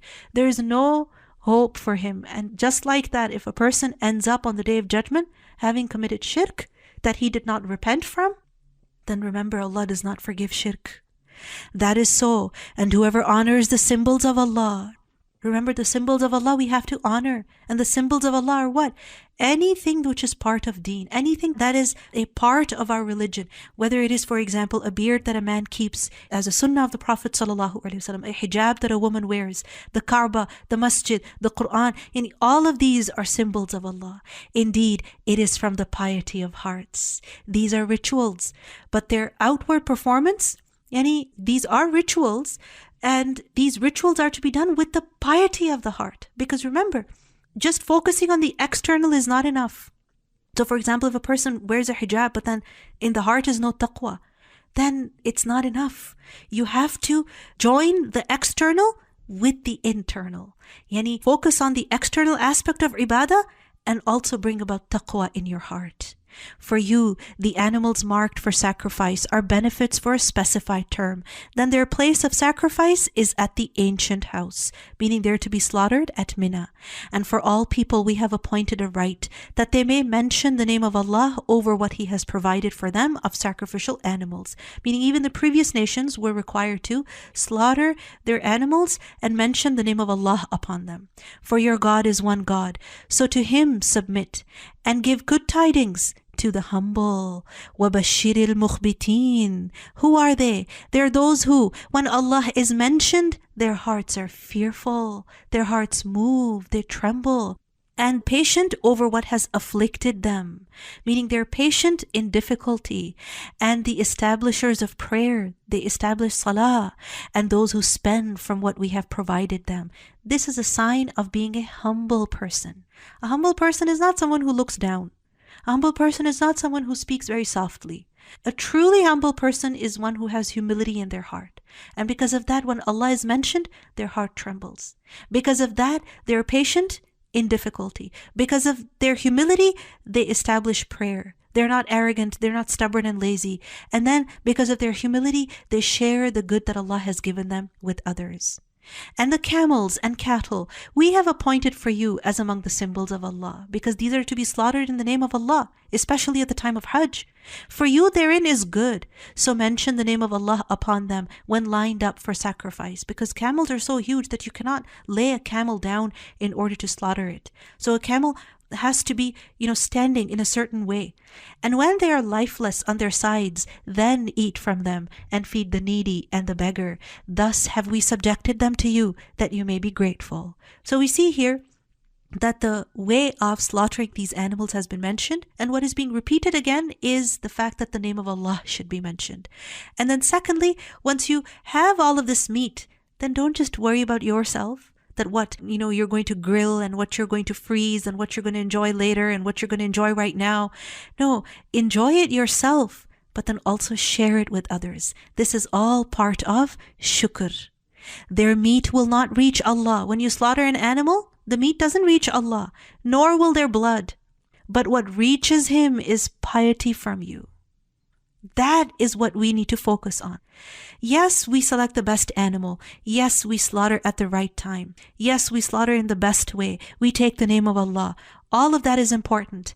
But remember, a ritual is not just an empty ritual. It has to be filled with the piety, with the taqwa of Allah.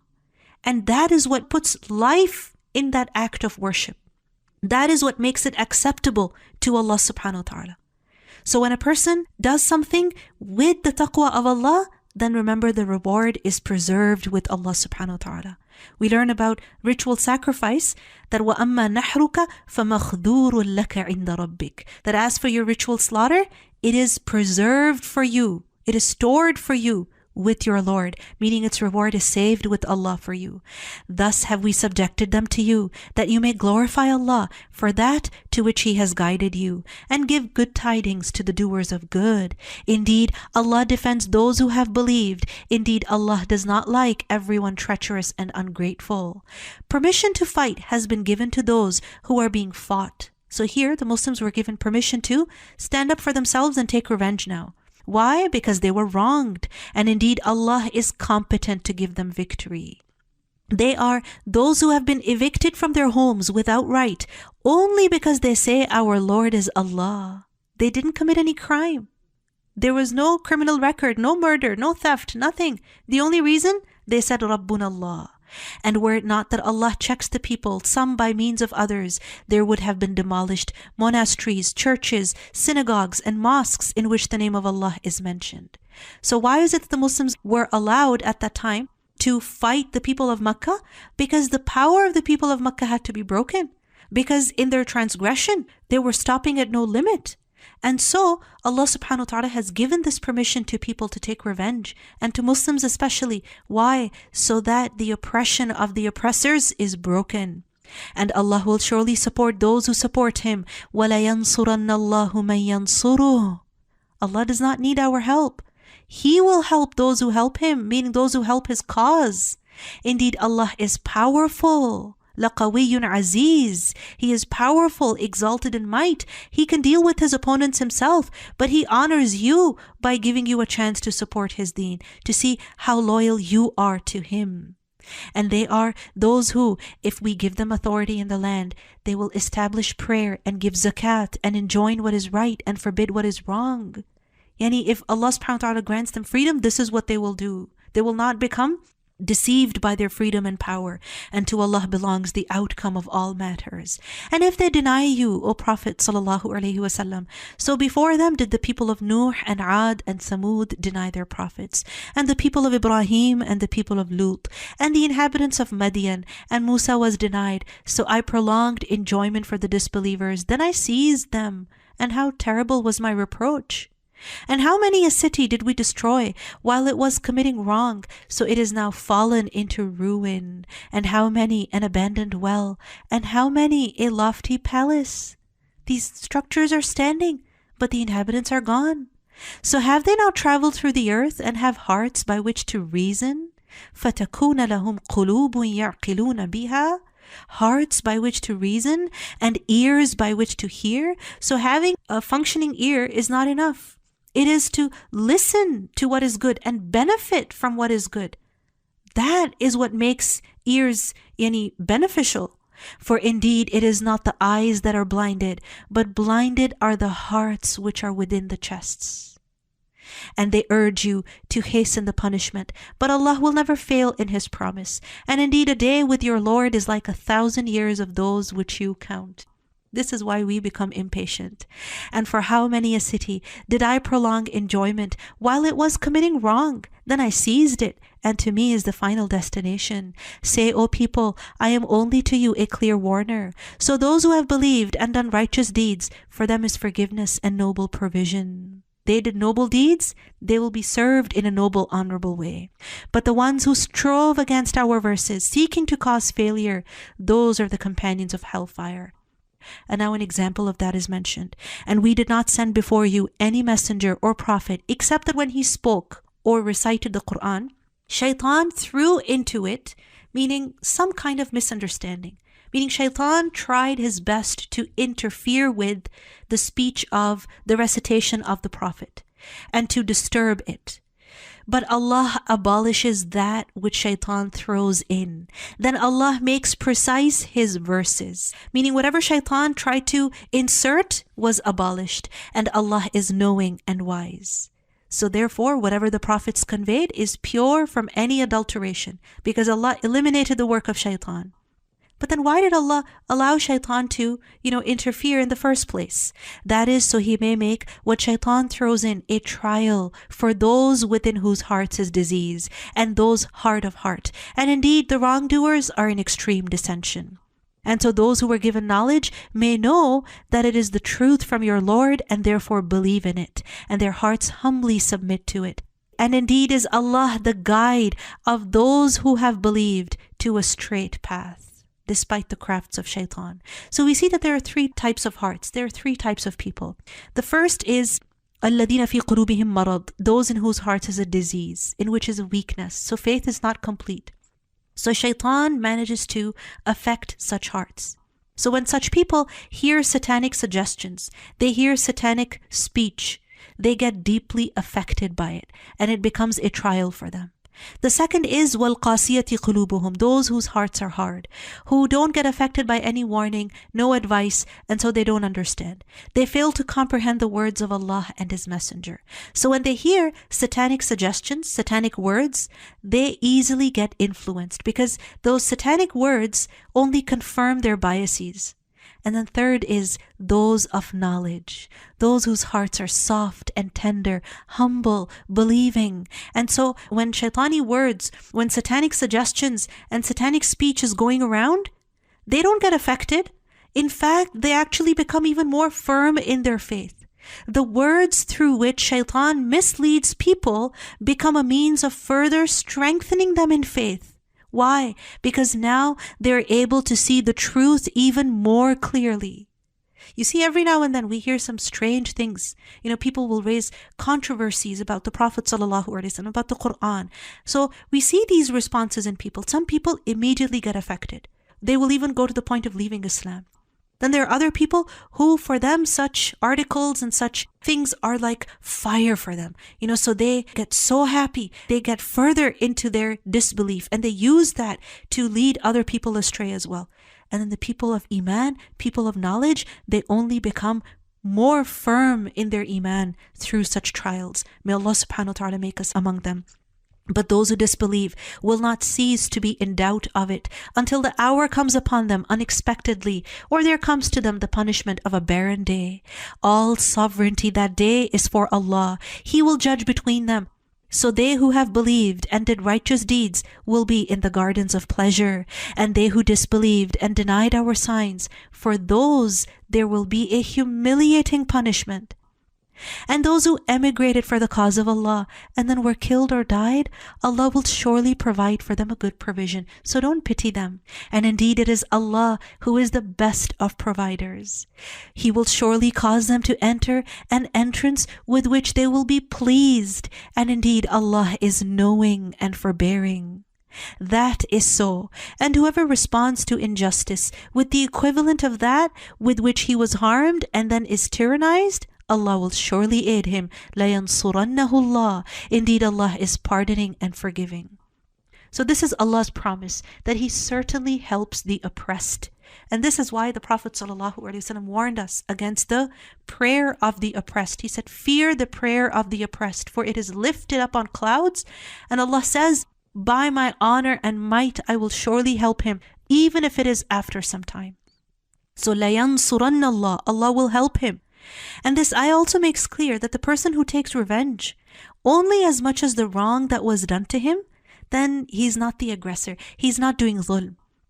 The zalim, the aggressor, is the one who initiates the oppression and abuse, whether it is an insult or it is a punch or anything like that.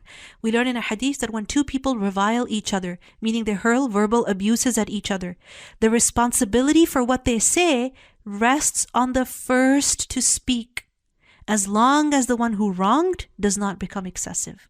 So be very careful. Don't initiate dhulm. That is because Allah causes the night to enter the day and causes the day to enter the night, and because Allah is hearing and seeing. He knows what people have done. He hears them, and He is fully able to change the circumstances of people. That is because Allah is the truth. How is Allah able to do that? Because He is Al-Haq. He is the truth.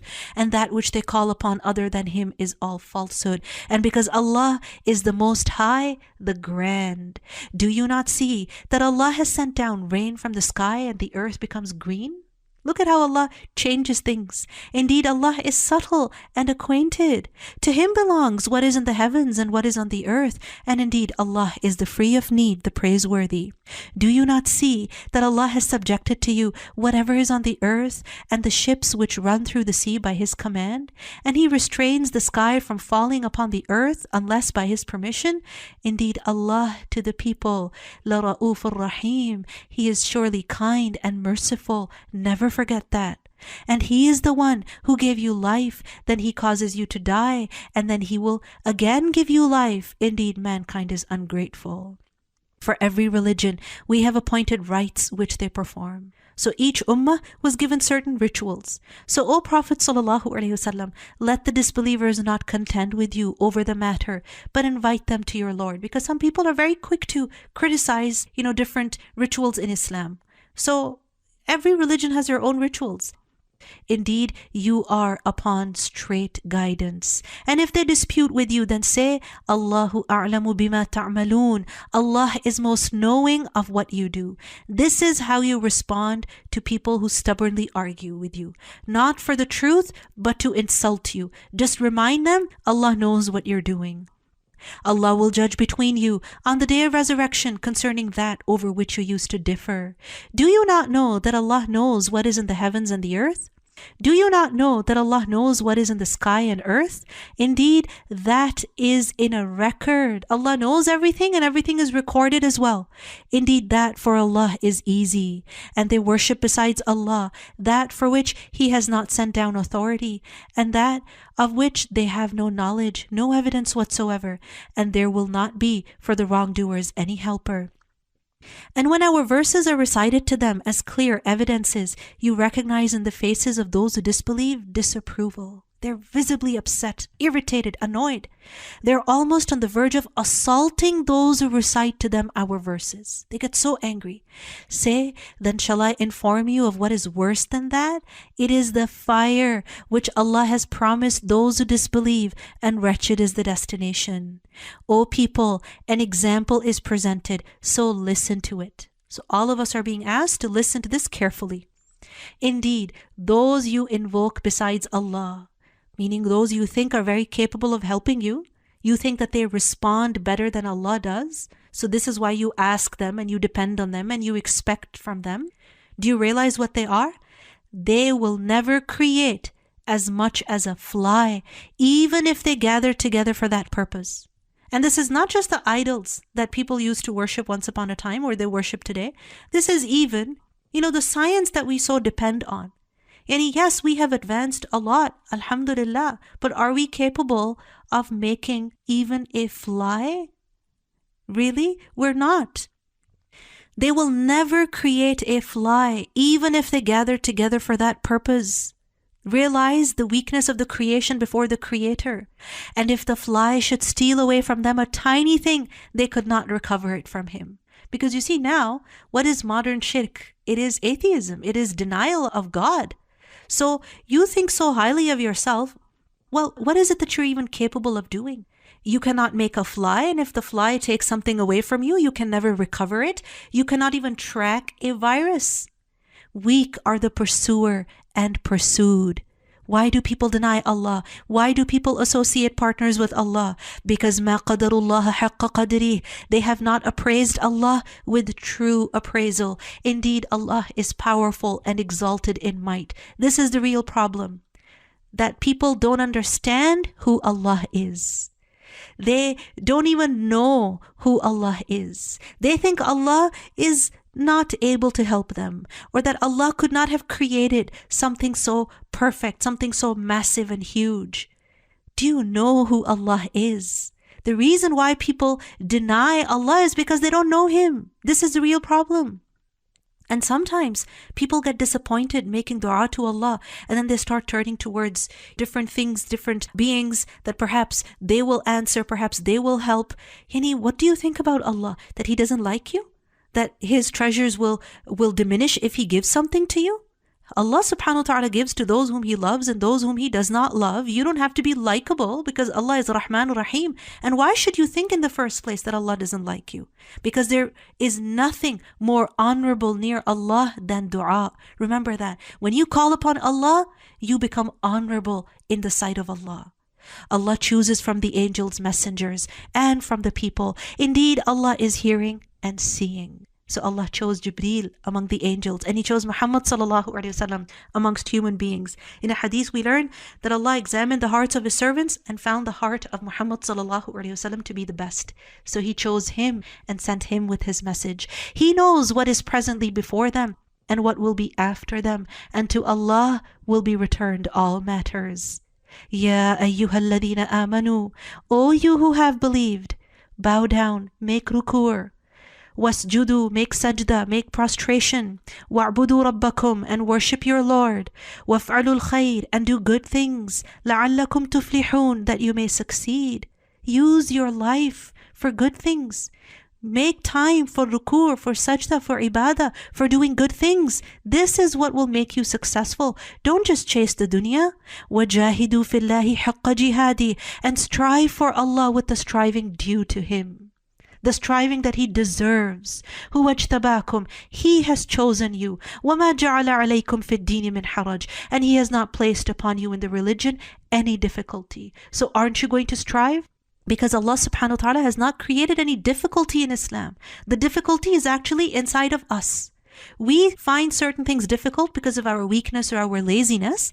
Allah has not made the religion difficult. Look at how many things Allah subhanahu wa ta'ala has made easy for us. When a person is not able to make wudu, then tayammum is an option.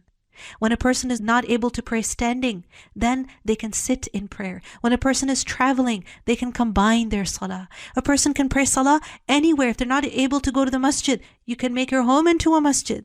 There is ease in fasting. If you're traveling, you're sick, you're not able to fast, you can make up the days later.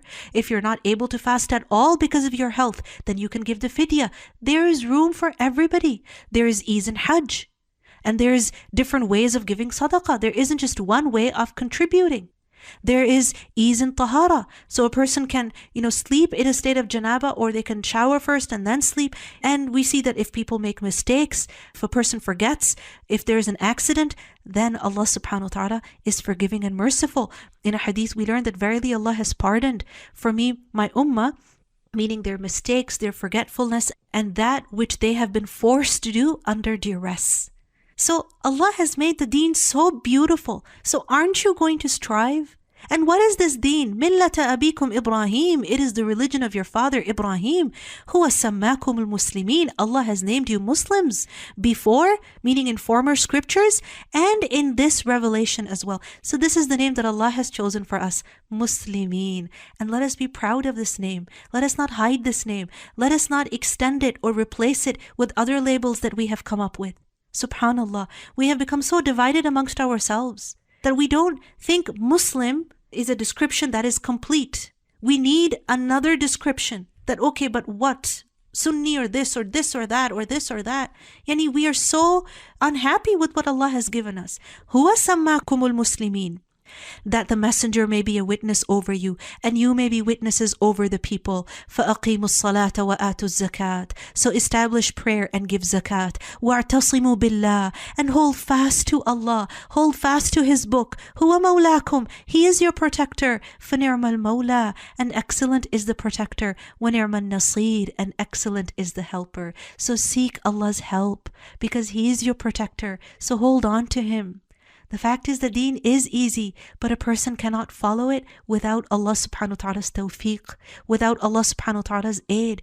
And to seek His aid, one must be sincere to Allah and strive their utmost. You have to take the first step, and Allah subhanahu wa ta'ala will create ease. And take the best people as your role models, Ibrahim alayhi salam. And remember who you are. You are Muslim, someone who has surrendered to Allah. That is your identity. That is what defines you. So keep seeking His help and keep striving and keep going further. Inshallah, we'll conclude over here. Subhanakallahumma wa bihamdik. Ashhadu an la ilaha illa anta.